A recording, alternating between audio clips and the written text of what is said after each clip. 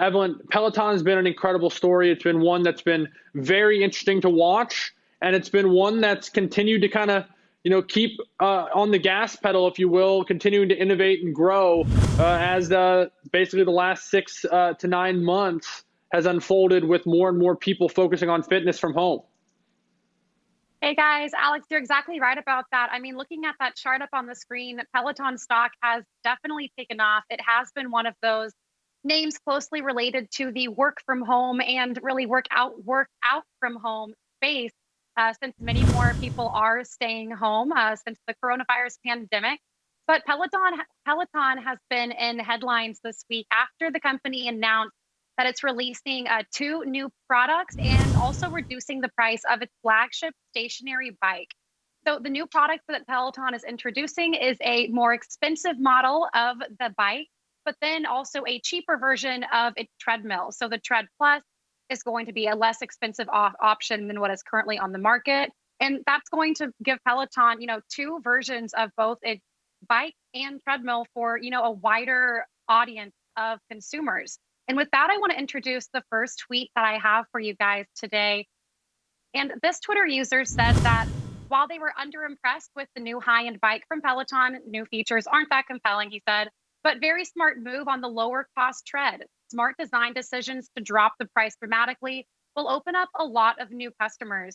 And I think that there is exactly what Peloton is looking for, since so many more people are taking advantage of working out from the privacy of their own home, especially since a lot of gyms remain closed or people just don't feel safe returning to gyms just yet.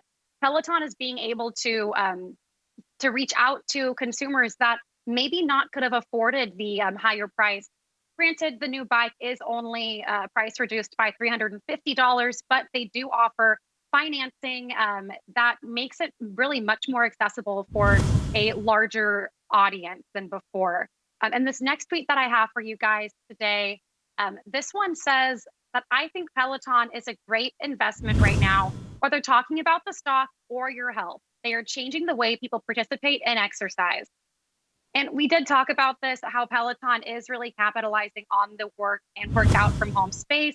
But Peloton does this in 2 ways. So they receive revenue from their equipment, and that's their connected fitness products like their stationary bikes and treadmills. But they also have a subscription model that comes with those products.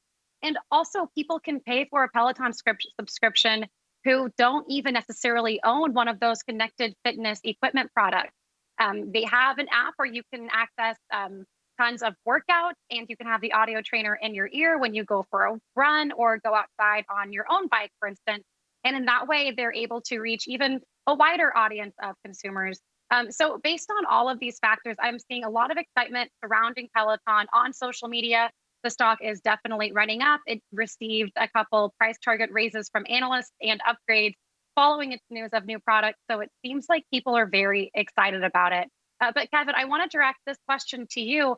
I mean, going forward, there are more competitors in this space. I mean, even Apple has their hands in the working out space with their, Apple Watch technology and so on. So how much longer do you think will Peloton be able to be a front runner in this remote working out sector? Yeah, Evelyn, I believe that Peloton's move here, it's kind of think about it from a car business thought. It's kind of like the Toyota Lexus relationship, right? They've got now a bike for the masses, a less expensive bike, and then they've got the premium bike for the people that can afford and want to spend a little more money. But those 2 bikes, those two products, they're just the vehicle for that monthly revenue that they'll get from the online schools and classes and all that. I think that's the secret.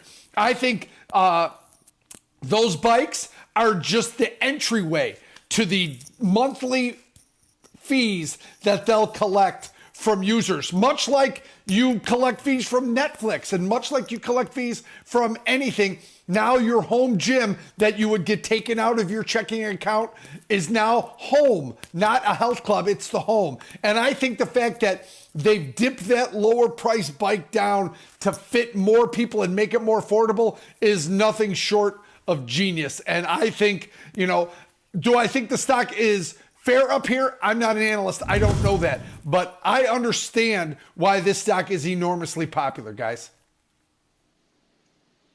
Yeah, Kevin, up 38.5% in the last 2 weeks. So it's certainly one that has been volatile in one particular direction, and that has been to the upside. Evelyn, we got to leave it there. Great information as always. Evelyn Baker, TD Ameritrade Network contributor. As we say goodbye to Evelyn, we want to welcome in Landon Swan, the co-founder of LikeFolio.com. To join the conversation. And Landon, I want to dive into the data because maybe you can answer this question. What is there that's different about this? How can we tell that this isn't just a fad and it isn't just like the Bowflex, or I believe my parents had one called the Gazelle or something when I was growing up. There's always been a workout machine that's kind of in the spotlight. How do we know that this isn't just the time of the Peloton and this is going to pass like all the other ones did? Wow, Bowflex, that's awesome. Bringing that back. I bet your parents use that all the time for probably for a clothes hanger. Yeah, so Peloton's obviously very different. They're not advertising late at night, and what's really cool about Peloton is their retention. I think that's really the key, is that people are actually using it. One of the things that they track is how many workouts people are doing per subscription, and that was up about 50% last quarter. So people are not only adding more subscribers, but those subscribers are working out more. They're using it more. So this is far from a Bowflex, I think. Retention, I think, is 93% on a year-over-year basis. So people are going to stay with Peloton at a 93% clip for 1 year. So that's very strong. They're continuing to work out. And like Kevin said, they're just building up that monthly revenue. Right now, that monthly revenue is only about 20% of their revenue total, the subscriptions. But that's growing faster than the product revenue, which is 80%. So it's growing much faster. And so it will continue to grow and be a key part of that. So if you look at people using, this is the chart on people using the app, which Evelyn just talked about. They've got a couple of different versions. I think you can pay a little bit more for the premium bike. I think that's $40 a month after you buy the bike, but then the app itself is just $13. And this is people talking about using it, using that app. And you can see obviously a big spike when gyms shut down. And now it's sort of returning back to normal, but that normal is about 3 times what it was before the quarantine. So people have changed their behaviors. On that note, we've got gym signups down 46% and gym cancellations up 21%. So everything is moving towards working out at home. Obviously, Peloton, right place, right time. They're taking advantage of this. They're in a really good spot right now. Yeah, and Landon, my question to you is, and we're talking about the bike, the treadmill is just as spectacular in terms of high quality for people who, choose treadmills over bikes. So there's a lot, they're slowly expanding their universe, but I think you guys are right. Here's my question to you, Landon. Is this like, I'm sure you heard my comparison to the, with the different prices to the Toyota Lexus conversation, or my question to you, Landon, is this more of a low price Tesla versus high price Tesla? Because it is the same company, same brand. It's just a different, you can buy the, more built for the masses version or the higher price version. And what you've got to think, Landon, that the stickiness with this, once you buy this bike, it's kind of like a Costco membership, right? Your loyalty spikes because you've already put down the money for the hardware or the membership. So I gotta think that this is a stickiness, and all they've done is make their footprint bigger by presenting a more affordable brand to get you into their universe, Landon.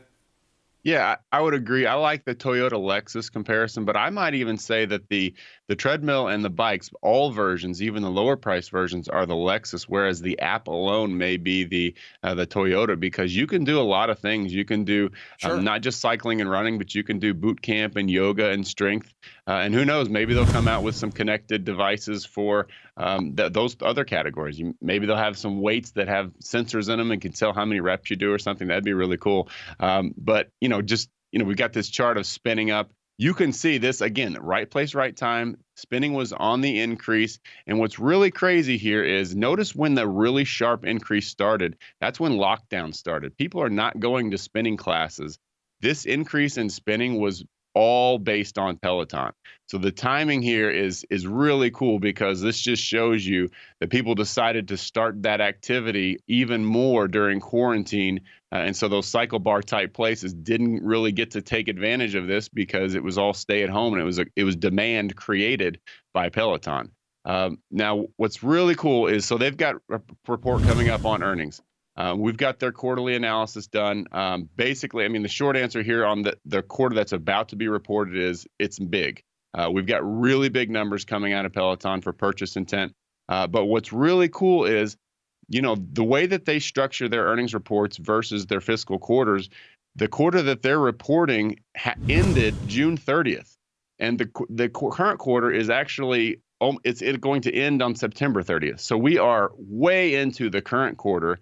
And so there's a good chance that they could give guidance, because almost the entire quarter is finished. So the one they're about to report on is that tallest quarter right there, the very bright one. And that is obviously, we think, going to be a big number from Peloton. But the current quarter is only off just a little bit, which you would think it would drop a ton because we're no longer in quarantine. But what that tells me is that people have changed their habits. And even though some gyms are starting to open up, people would much rather work out at home. They've bought the bike, they've got the app, and their habits have changed. That 93% retention has kicked in, 84% happiness on customer loyalty. So they are doing extremely well. They've changed habits, and I think that they've got a big quarter coming. I don't know what analysts expect. I know that they're expecting big numbers, but what's going to be interesting is how much do they tip their hand as to how well the current quarter is going, because we think it's going very well also. Landon, obviously the bike itself, the treadmill itself, all the actual products are higher end products, obviously a more discretionary purchase for many.